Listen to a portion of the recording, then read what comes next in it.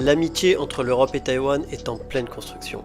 L'eurodéputé Michael Gahler, président du groupe d'amitié avec Taïwan du Parlement européen, s'est rendu à Taïwan à la tête d'une délégation. Ce rapprochement illustre un rapprochement politique assumé entre l'Union européenne et Taïwan, ce qui confirme que Taïwan n'est plus un sujet périphérique pour les institutions européennes. De plus en plus, l'île de Formose intéresse en Europe.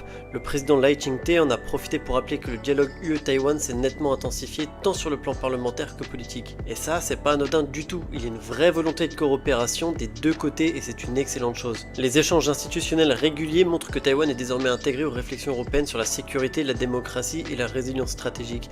Et ça tombe bien parce que ces sujets entrent totalement dans les valeurs de l'Union européenne. Face aux pressions croissantes de la Chine, Taipei et Bruxelles partagent un diagnostic commun. La paix repose sur la dissuasion et la coopération entre démocraties. Et c'est pas tout, parce que Taïwan se positionne aussi comme un partenaire clé de l'Europe sur le plan économique et technologique. Il s'agit de l'un des États les plus stratégiques au monde du point de vue technologique, avec les semi-conducteurs et les hautes technologies. La coopération vise aussi à bâtir des chaînes d'approvisionnement démocratiques. L'objectif, c'est de se rendre moins dépendant des régimes autoritaires. Et l'excellence taïwanaise dans ces secteurs-là lui assure une croissance économique de plus de 7%, ce qui est absolument énorme. Il est donc directement dans les intérêts de l'Union européenne d'approfondir les liens avec Taïwan, parce que démocratie exemplaire, expertise technologique et forte croissance économique, tous les ingrédients sont là pour une coopération historique entre l'Europe et Taïwan. Alors une seule question, qu'attendons-nous ?